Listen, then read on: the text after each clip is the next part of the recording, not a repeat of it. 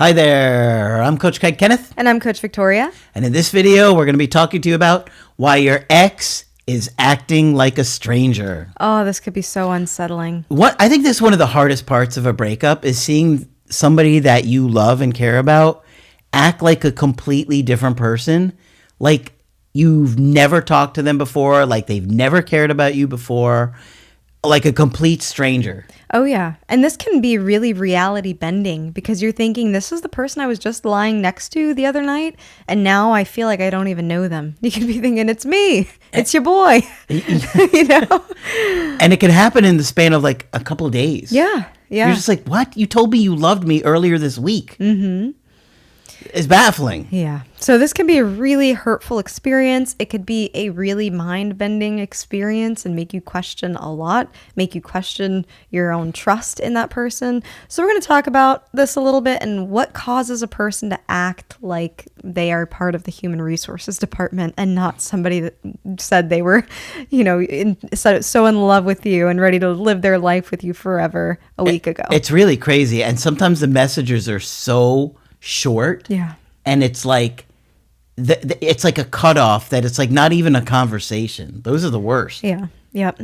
So people do this first and foremost because it is a defensive shield, right? So they are doing this to protect themselves. In their mind, being cold is this self-defense. If I'm sweet, if I'm kind, then I'm just going to egg my partner on. They're going to think that we're still going to be in a relationship. They are going to badger me like a used car salesman, like you say. Mm-hmm. So they put on this kind of persona of I'm distant, I'm unapproachable, so that they aren't bothered by you when they're trying to make this really difficult decision about the relationship. Yeah.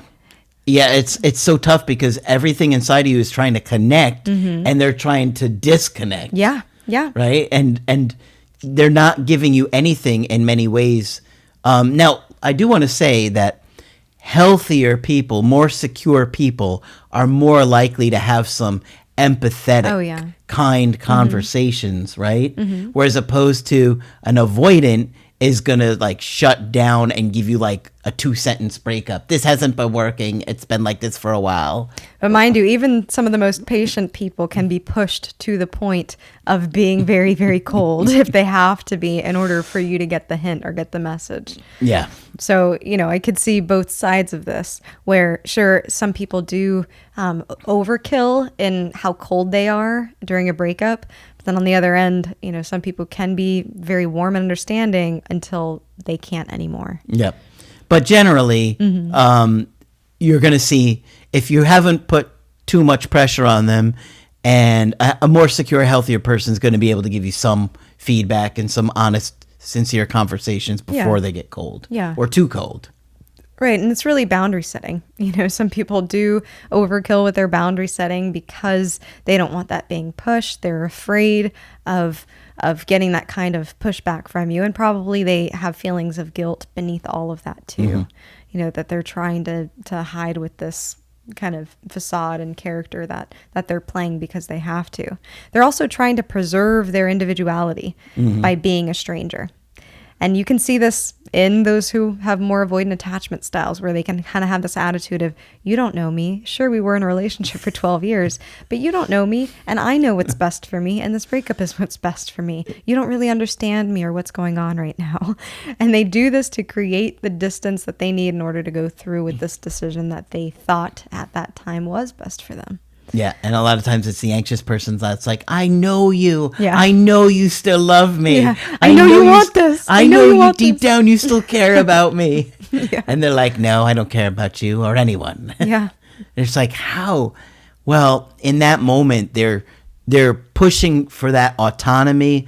They're pushing for that space and for that relief from the pressure. And they'll do and say whatever they have to kind of get you away. And the more you try and push them for a conversation or to talk about it or try and repair it, the more they often get colder and meaner, the longer it drags on. Yeah.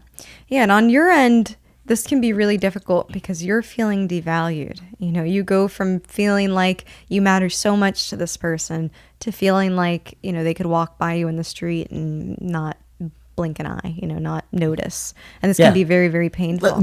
Honestly, it feels like if you wound up in a car crash, they wouldn't come to the hospital to see if you were dying. That's what it feels like. Yeah. I remember that feeling. It's horrible. Yeah. So we talk about how there can be many different reasons for a breakup, and sometimes during the breakup itself and right after the breakup, these flaws are kind of magnified in order for them to make that exit. They've probably been ambivalent for a while in their mind. Should I leave? Should I not? Should I leave? Should I not?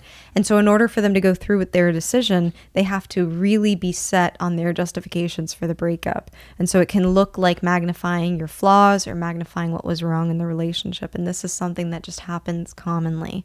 So I know you might be thinking like, I'm the only one in this situation. My ex hates me, and everybody else's ex is, really nice to them, but my ex is just mean and cold and distant. But they have to be cold in order to separate. This is something that Margaret would talk about a lot. And I think this helped me understand breakups a lot better too, is when they have a mission in their mind, the mission being, I want to be independent again. There's, these things in the relationship that are happening that I can't move past anymore. So they have this mission to end the relationship. A lot of times they will go through any means to get there. And people can be very creative as to what those means are. A lot of times it can be that coldness. It can be that, I'm going to show this person that I'm strong, and I'm not going to be, so teary during the relationship. If I act like I don't care, then maybe I'll actually get to that point where this isn't affecting me as much anymore. So it can be hard. On your end, we understand that it can feel like betrayal, but a different kind of betrayal. It can feel like, the person that you knew is now betraying you by pushing you away, when they may have said things like, you're going to be mine forever, or we're going to find a way to work it out, or I'm always going to be by your side. So this can feel like a betrayal, that the person you knew is the same person that's saying, don't talk to me, your stuff is by the door, I never want to hear from you again, those types of things. Oh, yeah, it's horrible. Yeah. It's awful. And it feels very personal, but it's not as personal as it feels because, like we're saying, especially people with attachment issues and that, are more insecure, they can't handle those conversations with empathy and kindness or compassion, and they are just doing these things to get it done. And it feels like it's about you, but it's really about them, right? Yeah, it really is.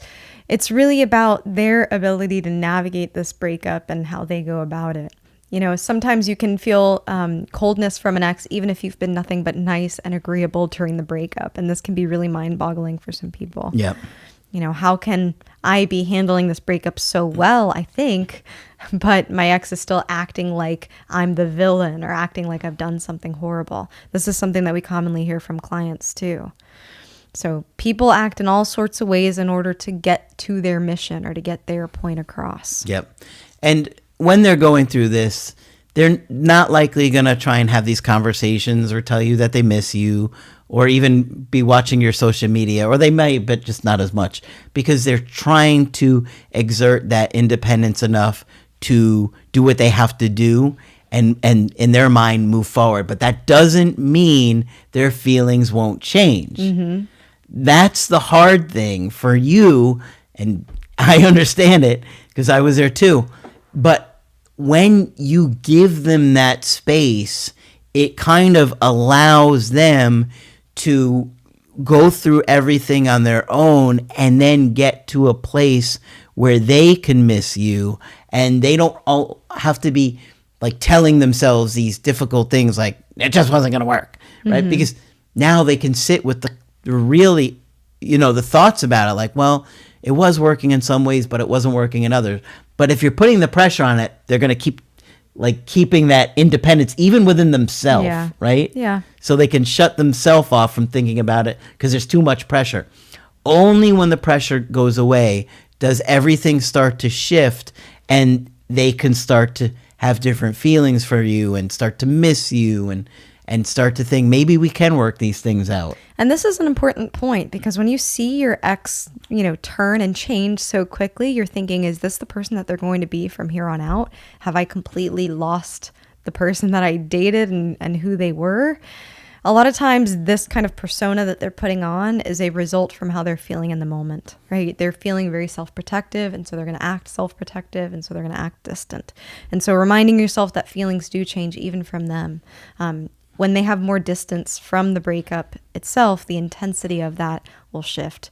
When they have nothing to be self-protective from, they stop being self-protective. Exactly. Meaning if you give them that space, then their guard gets let down slowly. Yep. So don't do anything to get in their space. Mm-hmm. Don't do anything to try and change their mind.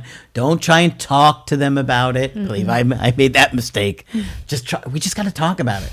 We just talk about it. No, talking about it is for when you're in the relationship, but when somebody ends it, trying to force them to talk about it just brings up all these walls and things that we talked about at the onset of this video. Yep. Right? So we got to be willing to give our partner space, give our ex space, and allow them to be cold, allow them to, do whatever it is that they're going to do. Of course, we can have that tendency to then, if they're being cold and mean to us, to want to get angry and mean back. Maintain that emotional self-control. You really want to maintain that emotional self-control, no matter how HR or no matter how cold or how distant. Man, HR is getting a bad rap today. Yeah. No, I think it's an accurate rap. Have you worked in HR? Have you ever seen people in HR? I have friends who work in HR, and they're lovely people. Yeah, not at work, though. When you're getting hired, yes. When you're getting fired, no. No, exactly. And you're getting fired at the breakup, so...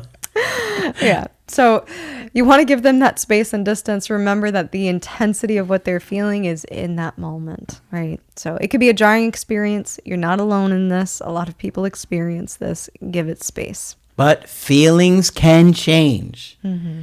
They just like they had strong feelings for you at one point, and now the feelings aren't there. It doesn't mean that they can't come back. It's just that if you try and force or manipulate, beg, plead, those things don't create the attraction again. Allowing them to miss you, think about things, you doing the personal growth in no contact and allowing them to see a different version of you when they come back, that can allow those things to happen again. Right. So we know it's jarring. We know it can be really unsettling to see somebody that you love be so different.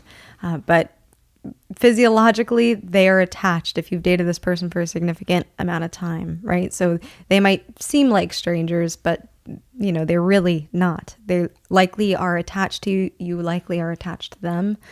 And remember that attachment is really strong. But those walls are not going to come down anytime soon. Mm-mm. Okay? Hopefully this one's been helpful to you. If you'd like to get our help personally, you could do that on my website, askcraig.net. I do email coaching and I do Zoom calls. Coach Victoria is also available for Zoom calls. I'm here whenever you'd like to chat. Just click on her name on the top of the website to schedule with her. That's it for this video. I'm Coach Craig Kenneth. And I'm Coach Victoria. And we will talk with you soon.